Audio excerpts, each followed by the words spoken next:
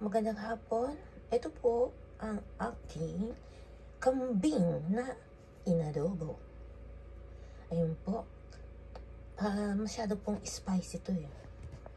Ito po yung ginamit ko kung bakit. Pero ayan po, marami siyang sabaw.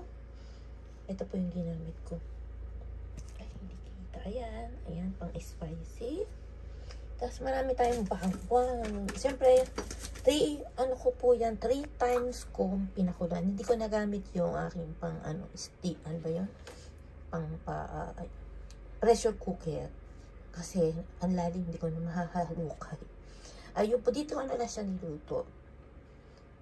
Kaya kasi siya yung nakalabas sa nahugasan kong kawali. Ayan, kambing. Ano siya, na siya, sa 3 beses ko pinakulaan. O 4 pa yata. O, pang-4 na yung pagluluto ko. Yun. Malambot na siya. Para siyang baka. Pero kambing po yan. Iba ang lasa ng kambing, syempre, saka sa baka. Alam mo yun na yung lasa ng baka. Saka sa kambing. Ayan po, ito po ang aking mga ginamit. Medyo, ano ko pala yung camera. Ito ang aking mga ginamit. Mirin. Japanese. Pang po siya, sweet. Ayan. Tapos, ito na lang pong natitira kong toyo dito sa Japan. Ayan. Tamari shio. Toyo po yun. Ano lang siya, mild lang po siya, hindi siya maalat. Kita nyo, masyadong makulay. Diba? Masyadong makulay yan. Pero hindi siya maalat. Hindi yan maalat. At saka,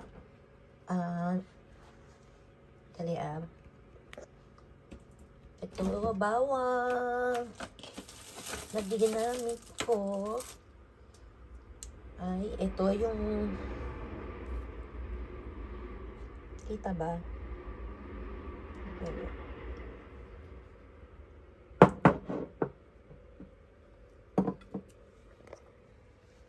Ayan, yung bawang na ginamit ko. Ayan po.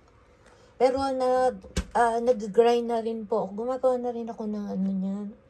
At saka, ito po yung ginagawa ko, mix bawang at saka sibuyas.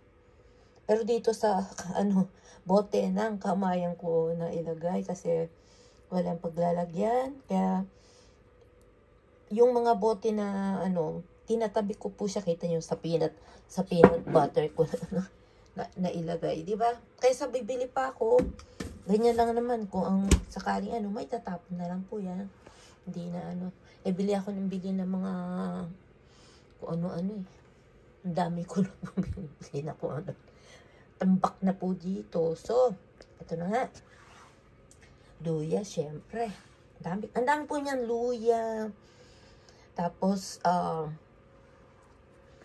luya, bawang. Nung luya po, marami ko po siyang nilagay nung pinapakulaan ko. At nasabi ko na pala ito. Ayun, tapos, wala nang mantika yan. Wala naman, hindi ko na inano sa walang mantika. Tsaka suka, ayan. Binabad ko pala siya. Before ko nalulutuin, binabad ko muna. Siyempre, mix ko po yung Ganun lang po yung ginawa ko. So, wala pong betchin. Hindi po ako gumagamit ng betchin sa kahit anong luto ko. At saka wala po akong mix dito na gaya ng ginagamit nyo sa pang-ulam sa Pilipinas. Ako since sa Pilipinas, di naman ako gumagamit, di ko naabutan.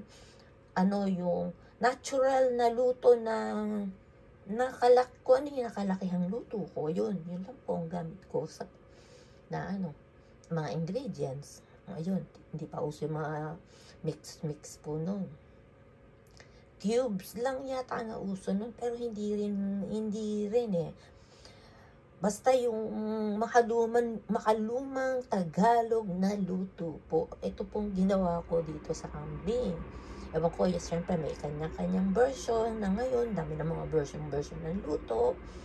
So, sa akin po, every time ako magluluto, yung lumang version ang ginagamit ko talaga. Minsan, pag gusto ko matikman po yung may version na natin na ngayon, bagong version, di ba? Yung mga tinola mix, meron ako caldereta mix, pero nilalagyan ko pa rin, inuuna ko pa rin talaga yung makalumang mix, yung makaluma po.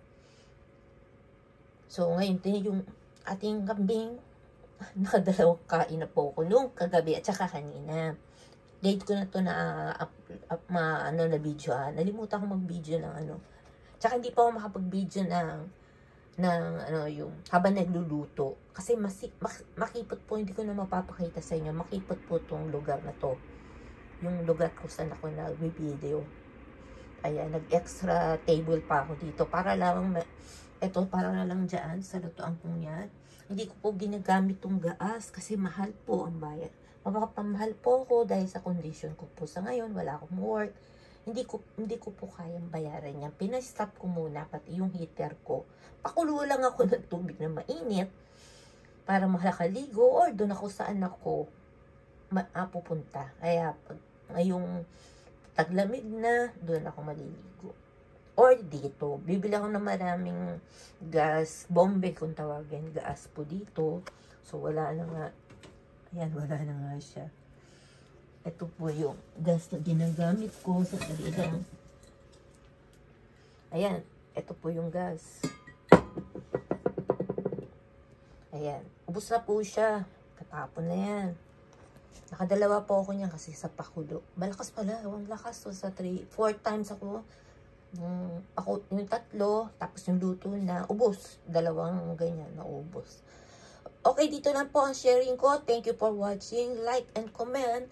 Dapat ang comment ay kambing na adobo. Adobong kambing. Ayun. Kung alin man dyan, baliktarin nyo naman yung content. Sana ay may kambing. Ayun. Para sa akin, masarap yung niluto ko. Ayun naman. Kasi hindi ko uubusin to pag hindi masarap. Okay, babus. Thank you for watching. And please don't forget to subscribe.